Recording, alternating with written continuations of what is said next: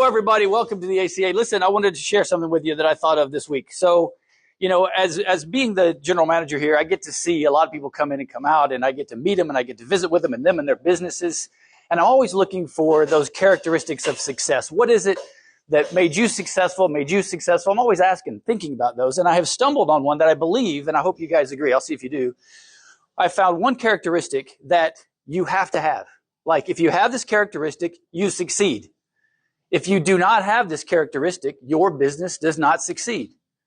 Let me tell you some of the ones that I came across that aren't what I'm talking about. First of all, connections. You don't have to have a whole bunch of connections in the beginning of your business to be successful. Now, if you want to be a roofer and your dad was a roofer and your dad's dad was a roofer and you know all the roofing vendors and you know all the laborers in the roofing, then great, you're off to a great start. But isn't it true that you can move here and say, I'm brand new to Kansas City, I'm going to be a roofer, and you can be successful? Isn't that right? So you don't have to have those connections, which is funny as I'm talking to a group of connectors that you don't have to have those connections. Of course, over time, it's in your best interest to build those connections, but success doesn't depend on how many connections you have in the beginning. It doesn't depend on your intelligence. I have seen a lot of business owners that are very smart, and it's very helpful to have really good intellect that make it all the way through because of their intellect. But I've also seen some business owners that aren't that smart. Amen? Come on, Jay, I'm right. I have seen people that have been super successful and not be super smart. I don't think it takes intelligence. I don't think that is a defining characteristic of success. Another one that I don't think is money. I don't think you have to have money to start a business and be successful. Now, it's good if you do, right? If you can come into a business with 20, 30 grand in capital that you can spend on marketing and advertising and having that runway, we call it in real estate, it's fantastic. But I've seen a lot of real estate agents take my class. They're barely getting enough money to put the 1,000 or 2 together just to be a real estate agent, to take the class and get the signs and print the cards. But then they do it, and another year later, they're making $30,000, $40,000, $50,000 a year, and 7 years later, they're making more money than they've ever made in their lives, right? So I don't think you have to have money to be successful. So I don't think that was one. Passion for the job you're doing. I don't think that's a prerequisite for success. I hope that you do have passion, and it's certainly helpful if you do have passion, right? Because it's going to make you want to go do your job. But there are people who are successful but don't have passion for that career because their why is elsewhere. Amen? Their why is, I'm out here doing this thing. I've got to fund that thing. And so I've started this business, but their passion isn't in the business. Their passion is whatever it is out there that's in the world that does it for them, right? That does that gives them their why. And it's not a plan.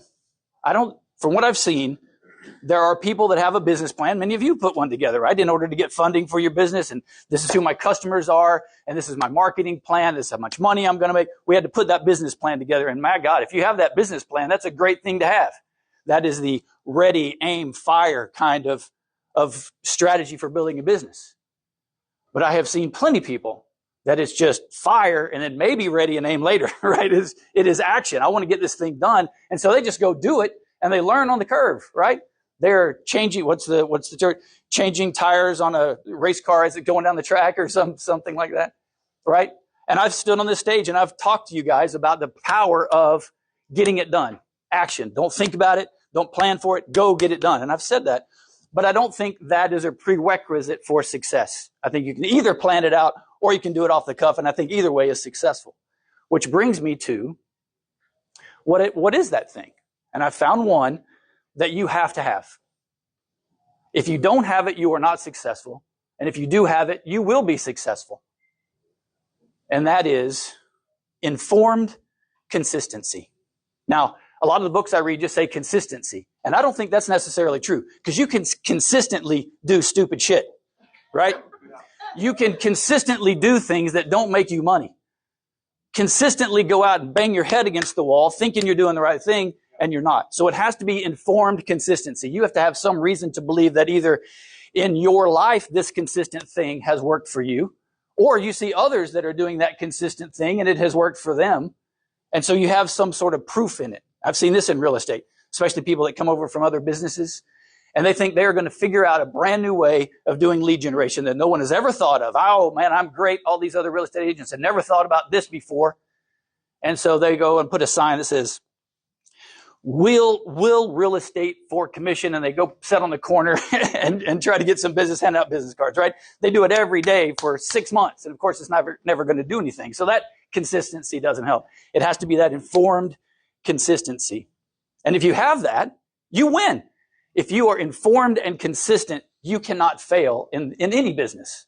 And if you don't have informed consistency, very difficult to be successful. Do you agree? Amen. I agree. That's right. That's right. One of the ways you can keep that consistency or hold on to that consistency is having an accountability partner. And that's what our teams are all about, right? We have a group of people that you can meet with every week. And if you're open and you're honest and you're vulnerable and you can say, this is what I need to do this week. This is what I need to do today, this week, this month, this year.